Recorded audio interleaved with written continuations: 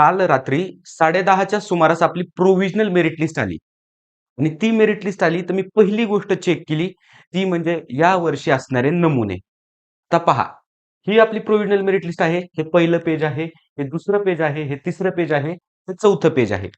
Obviously आता हा जो पहिला मुलगा आहे तर याचा पहिला रँक आहे. त्याच्यानंतर हे जे मुलं आता हा जो मुलगा आहे त्यांचा चौथा रँक आहे ऑल ओव्हर महाराष्ट्र, पूर्ण महाराष्ट्रामध्ये. आणि जर आपण याच्यात एक ऑब्झर्व केलं थोडंसं तर पहा 39 मार्क्स आहेत 10वी मध्ये सायन्सला. त्याच्यानंतर 10वी मध्ये मॅथ्सला 37 मार्क्स आहेत. 39 मार्क्स सायन्सला, 37 मार्क्स मॅथ्सला आणि तो मुलगा महाराष्ट्रामध्ये टॉप करतोय. 5 मध्ये आहे. बर त्याच्यानंतर अजून पहा. अजून आता इथं 46 मार्क्स आहेत 10वी मध्ये मॅथ्सला, 50 आहेत 10वी मध्ये सायन्सला. त्याच्यानंतर तो मुलगा फिजिक्स, केमिस्ट्री, मॅथ्स या तीनही विषयात 100% आणतोय. 100% म्हणजे त्याचे 10वी मध्ये पास व्हायचे वांदे तो 100% आणतोय. बरं आणखीन पण पहा. तर हे पहा 12वी मध्ये 45% आहेत त्या स्टुडंटला. त्याच्यानंतर मॅथ्स मध्ये पाहिलं तर 49 मार्क्स आहेत आणि त्याच्यानंतर फिजिक्स मध्ये पाहिलं तर 47 मार्क्स आहेत. आणि तो मुलगा इथं 100% आणतोय. आणखीन भरपूर एक्झाम्पल आहेत. हे same example 45%, okay 52 marks, 38 marks. हे पहा 38 मार्क्स आहेत कशाला? फिजिक्सला. आणि त्याचं जर फिजिक्स मध्ये जर आपण पाहिलं ना, ओके फिजिक्स मध्ये 100% आले आणि फिजिक्स मध्ये तो 2 ते 3 मार्क वरनं फक्त पास झालाय 12वीच्या बोर्डमध्ये. मग असं आहे का मला सांगा की बोर्डचा सिलेबस वेगळा आणि सीईटीचा सिलेबस वेगळा आहे? नाहीये. एकच टेक्स्ट बुक आहे, एकच सिलेबस आहे, सगळ्या गोष्टी सारख्या आहेत. तर फिजिक्स सारख्या सब्जेक्टमध्ये आपण जर पाहिलं तर 35 मार्क्सचे फक्त न्यूमेरिकल असतात 70 पैकी. बरोबर आहे. मग त्याला थिअरीमध्ये फक्त वरचे तेवढे मार्क्स पडलेत का? म्हणजे ह्या कुठेतरी विचार करण्यासारख्या गोष्टी आहेत. त्याच्यानंतर जर पाहिलं आपण, ओके 51, 10वीला 51, 38, 44, 57, ओके एवढे कमी पर्सेंटाईल आणि सीईटी मध्ये 100%. बरं त्याच्यानंतर आपण जर इथं पाहिलं तर 56, मॅथ्स मध्ये 56, 52, त्याच्यानंतर इंग्लिशमध्ये ठीक आहे, इंग्लिश सोडून देऊ 2 मिनिटं आपण. इथं जर आपण 12वी मध्ये पाहिलं तर 50%, 50% 12वी मध्ये आणि सीईटी मध्ये किती? 100% आहे. आणखीन असे किती मुलं आहेत हे तुम्हाला दाखवतो. हे पाहिजे 43, 42, 63, ओके आणि त्यांना 100% हे इथं पण मुलं येतं. तुम्ही मेरिट लिस्ट एकदा डाउनलोड करा आणि तुम्ही पण स्वतःहून चेक करा एकदा. बरं अजून आता शॉकिंग गोष्ट तुम्हाला सांगायची. हे 2 पहा. हे 2 ओके आता यांचं नाव वगैरे मी काहीच इथं घेणार नाहीये. जर यांचे पर्सेंटाइल आपण पाहिले ना, तर इथं पहा. यांना 56% पर्सेंटेज आहेत. इथं ह्या मुलाला 51% आहेत 12वी मध्ये आणि सीईटी मध्ये किती? तर 99.9965209. आणि शॉकिंग अशी गोष्ट आहे, की हे दोघं सख्खे भाऊ-बहीण आहेत.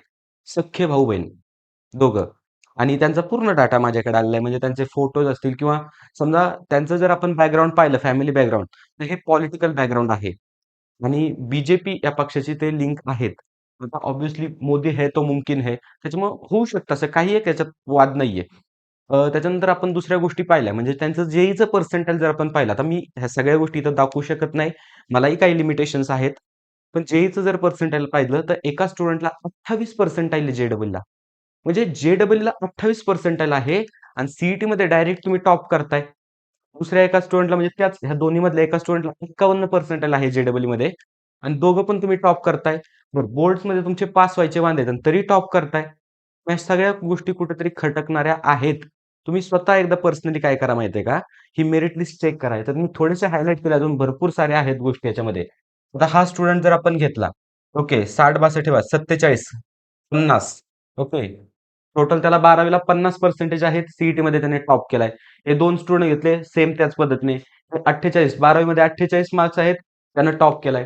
त्याच्यानंतर आता पहा ही तर इथं मोठीच गंमत आहे. 34 कशाला मार्क्स येतं?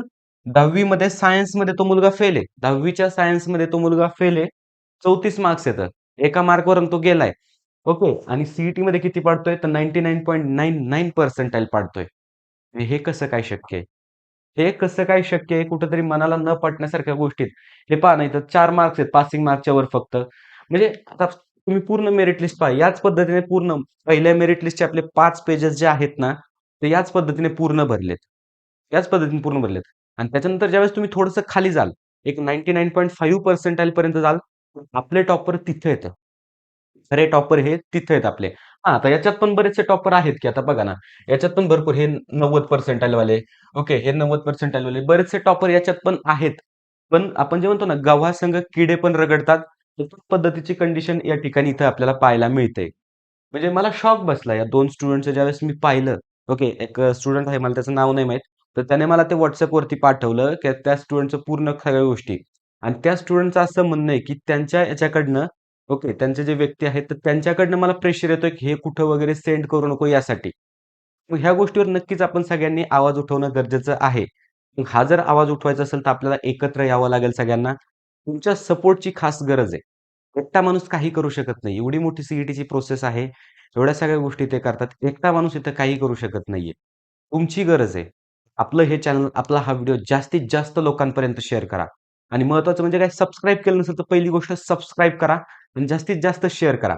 सी-ई-टी एखाद्या माणसापर्यंत पोहोचू देत ना. त्यांना म्हणावं, एवढ्या मोठ्या मेरिट लिस्ट तुम्ही बनवता ना, थोडेसे पेजेस चेक करून पहा ना. आता डॉक्युमेंटरी हे बरोबर आहे बरं का, ठीक आहे. डॉक्युमेंटरी काय बरोबर आहे, 10वी पास असणं गरजेचं आहे.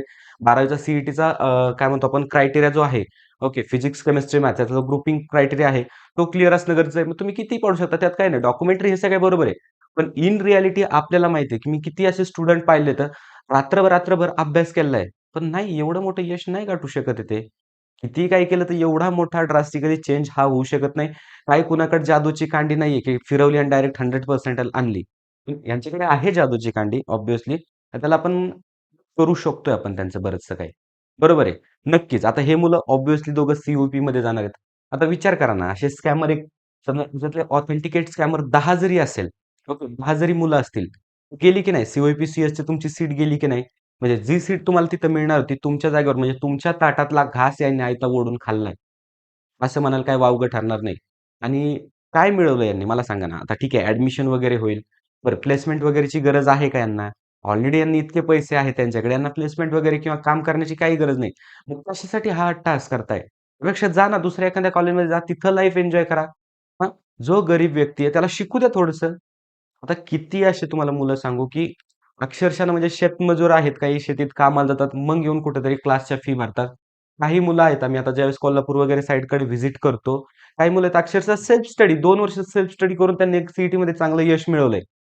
मग त्या मुलांवर जो अन्याय झालाय त्यासाठी आपल्याला वाचा फोडायची आहे. आणि मी इथं ओपन प्लॅटफॉर्मवरनं सगळे जे YouTube चॅनल्स आहेत ना, तर त्यांना आव्हान करतो. मग आपले त्याच्यात दिनेश सर आहेत, आपले महेश सर आहेत. यांनी ऑलरेडी आवाज उठवण्यास सुरुवात केली आहे. दिनेश सर असेल, महेश सर असतील. त्याच्यानंतरनं मुकेश सर आहेत, सोविन सर आहेत. त्याच्यानंतर जेवढी काही चॅनल्स आहेत, ओके, समीर शेख आहे, त्याच्यानंतरनं यश आराध्य दादा आहे. जेवढी चॅनल आहेत, तर त्यांनी प्लीज एक ज्याच्याकडे नक्की लक्ष द्या. कारण एका माणसाच्याने हे होणं शक्य नाहीये. एवढ्या मोठ्या सिस्टमला टॅकल करणं शक्य नाही. पण जर सगळ्यांनी एकी दाखवली, तर नक्कीच आपण याच्यावर काही ना काहीतरी मार्ग काढू शकतोय. आणि ही गोष्ट लास्ट इयरला पण झाली. असं नाही की झाली नाही. त्याच्यावर आम्ही व्हिडिओज बनवलेत, सगळ्या गोष्टी केल्यात. दिनेश सरांची टीम जी आहे, तर ती पूर्ण दिनेश सरांसोबत अगोदर अजून 2 शिक्षक होते, जे की ऑफलाईन क्लासमधनं असायचे. एक आमच्या नगर साइडचे होते, अहिल्यानगरचे. शृंगारी सर असं काहीतरी त्यांचं नाव होतं आणि एक धाराशिवकडले होते. ढोके सर असं त्यांचं नाव होतं. बरोबर. त्यांनी बराचसा प्रयत्न केला. पण सी काय सांगितलं, की 10वी ची जी एक्झाम असते, ही पूर्ण वेगळी असते.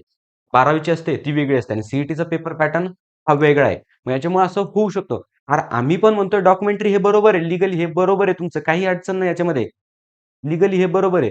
पण आपण ज्यावेळेस नैतिकदृष्ट्या याचा विचार करतो किंवा एखाद्या स्टुडंटचा विचार करतो, त्यावेळेस पहा ना, आणि मला काय वाटतंय, की ठीक आहे, ज्यांना हायलाइट केलंय ना, आता त्या मुलांपर्यंत या सगळ्या गोष्टी पोहोचणार आहेत, बरोबर आहे.